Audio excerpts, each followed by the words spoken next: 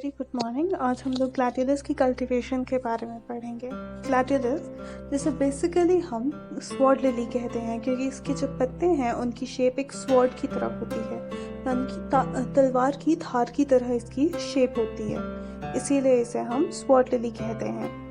बोटानिकली इसे gladiolus species कहा जाता है। ग्लैडियोलस की अलग अलग स्पीशीज होती हैं जिन्हें हम कल्टिवेट करते हैं। फैमिली इसकी इरिडेसी है एंड इसका एक जो फ्लावर स्टिक होता है उसे स्पाइक कहते हैं और एक स्पाइक में काफ़ी सारे छोटे छोटे फ्लोरेट्स होते हैं जो कि आप इमेजेस में देख रहे हैं। अब इसकी कल्टीवेशन पढ़ने से पहले हम जान लें इसकी इम्पोर्टेंस क्या है। जो आपका ग्लैडियोलस का फ्लावर है इसे हम लोग mostly as a cut flower use करते हैं। इसे बुकेज में, वेजेस में लगाने के लिए या फिर फ्रेश फ्लावर अरेंजमेंट्स में भी इस्तेमाल किया जाता है। अब आपकी कल्टीवेशन में आते हैं। इसके लिए जलवायु जो है, जलवायु इसके लिए ना ही ज़्यादा गर्म चाहिए ना ही ज़्यादा ठंडा चाहिए।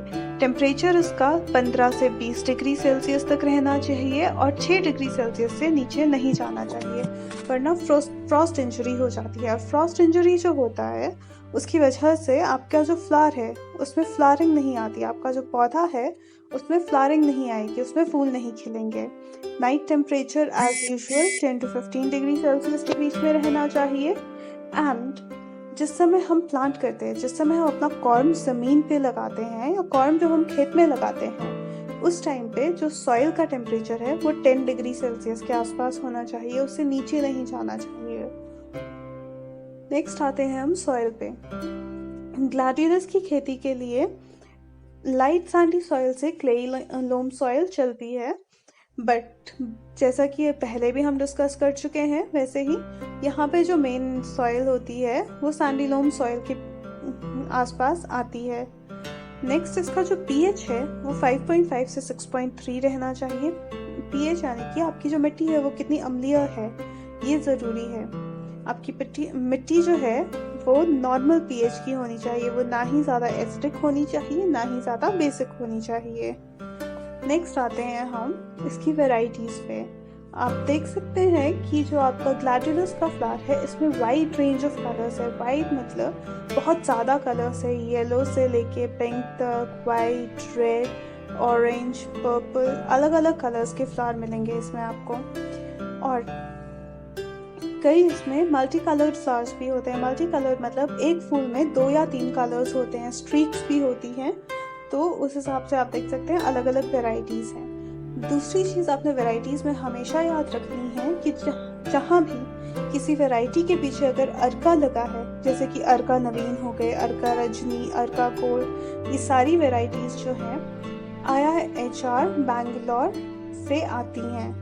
ठीक है, जिस भी वैरायटी के साथ अर्का नाम आएगा वो वैरायटीज़ आपकी IIHR बैंगलोर से रिलीज़ हुई होंगी। और जिन भी वैरायटीज़ के नाम के पीछे पुसा आता है, जैसे पुसा गोल्ड हो गया, पुसा किरण हो गई, पुसा सृजन हो गई, ये वैरायटीज़ जो हैं आपकी ये IARI न्यू दिल्ली से रिलीज़ हुई हैं। ये आपकी फ्लावर कल्टिवेशन की कुछ टॉप इंस्टीट्यूट्स हैं, IIHR Bangalore, IARI new Delhi and NBRI Lucknow, जहाँ से मैक्सिमम फ्लावर्स की वैरायटीज़ रिलीज़ हुई हैं। ठीक है, तो वापस आते हैं हम ग्लैडियोलस कल्टिवेशन पे।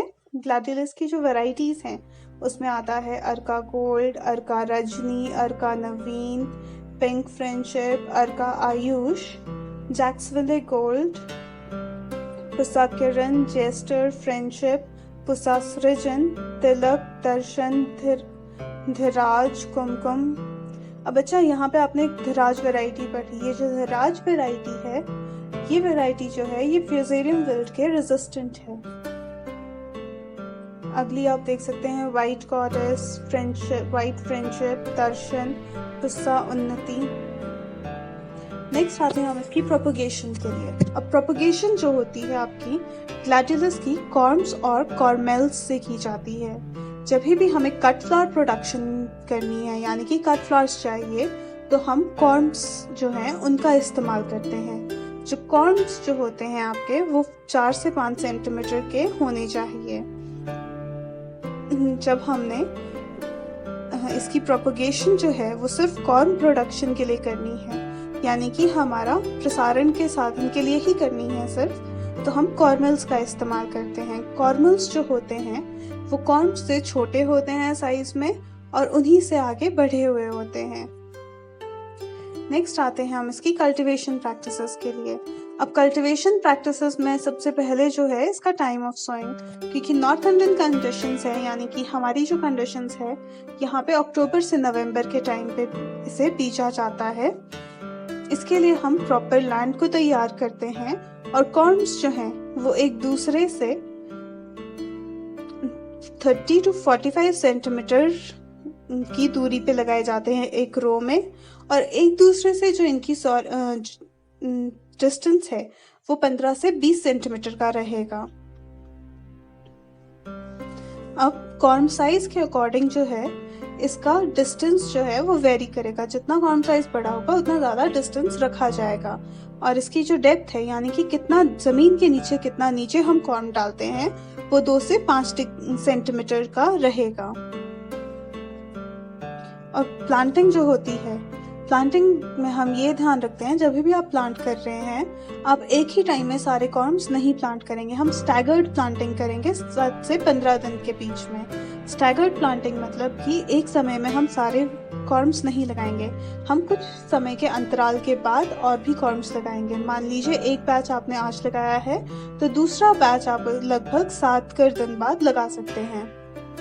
नेक्स्ट आते हैं हम इसकी न्यूट्रिएंट मैनेजमेंट के लिए। अब जब भी हम खेत पे प्रिपेयर करते हैं उस समय हम FIM डालते हैं। FIM जो है यहाँ पे 5 किलोग्राम पर मीटर स्क्वायर के हिसाब से दिया गया है, यानी कि 1 मीटर स्क्वायर के एरिया में हम 5 kg FIM डालेंगे और 56 ग्राम्स ईच ऑफ NPK डालेंगे।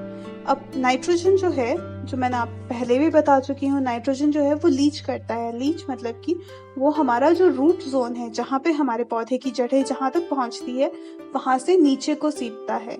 इसीलिए हम क्या करते हैं, नाइट्रोजन हमेशा 2 डोजेस में डालते हैं। पहला डोज जिस समय हम अपनी फील्ड तैयार कर देते हैं पौधा लगाने के लिए, एंड दूसरा डोज पौधा लगाने के लगभग 30 से 40 या 30 से 45 दिन बाद। नेक्स्ट आता है इरिगेशन। इरिगेशन आप सभी जानते हैं, इरिगेशन जो होता है ये मौसम पे डिपेंड करता है। अगर गर्म मौसम है तो वाटरिंग जो है हम लोग 1 वीक में 2 बार कर सकते हैं या फिर अल्टरनेट डेज में कर सकते हैं। बट जब विंटर्स की बारी आती है उस समय जो है इरिगेशन जो है आप काफी लंबे अंतराल के बाद भी कर सकते हैं।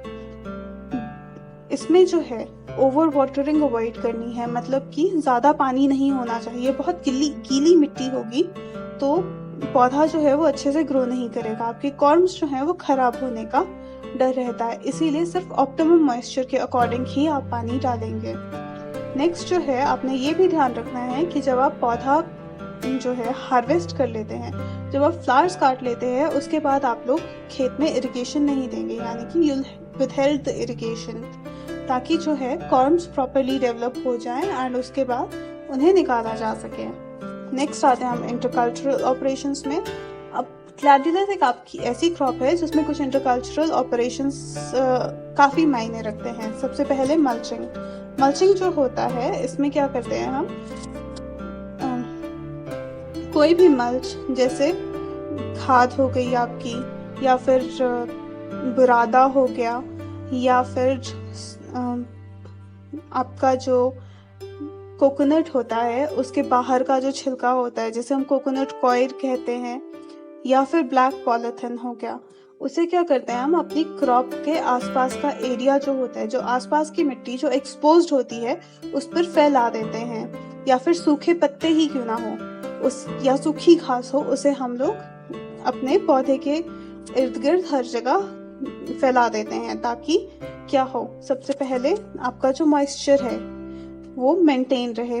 एक बार अगर आपने पानी दे दिया उसके बाद मल्च लगा दिया है तो काफ़ी लंबे समय तक पौधे को पानी की ज़रूरत नहीं पड़ती है। दूसरा क्या है, दूसरा ये है कि आपके जो वीड्स हैं, जो आपके खरपतवार हैं, वो भी नहीं ज़्यादा उगेगी, क्योंकि क्या होगा, जब आपने मल्च लगा दिया तो सूरज की रोशनी जो है वो ज़्यादा मिट्टी तक नहीं पहुंचेगी। जब सूरज की रोशनी ही नहीं पहुंचेगी नीचे तक तो खरपतवार के बीज जो है वो अगर अंकुरित हो भी गए तो वो बढ़ नहीं पाएंगे। इस प्रकार से क्या होगा, आपका जो वीड है वो भी आपका कंट्रोल में रहेगा। इसलिए मल्चिंग जो है हम लोग पौधा लगाने के कुछ समय बाद कर देते हैं।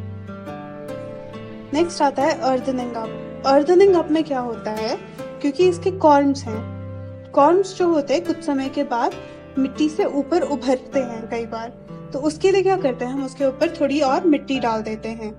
इसी प्रोसेस को हम अर्दनिंग अप कहते हैं। पहली जो अर्दनिंग अप है वो करते हैं हम लोग जब पौधा 15 से 20 सेंटीमीटर की हाइट का हो जाता है।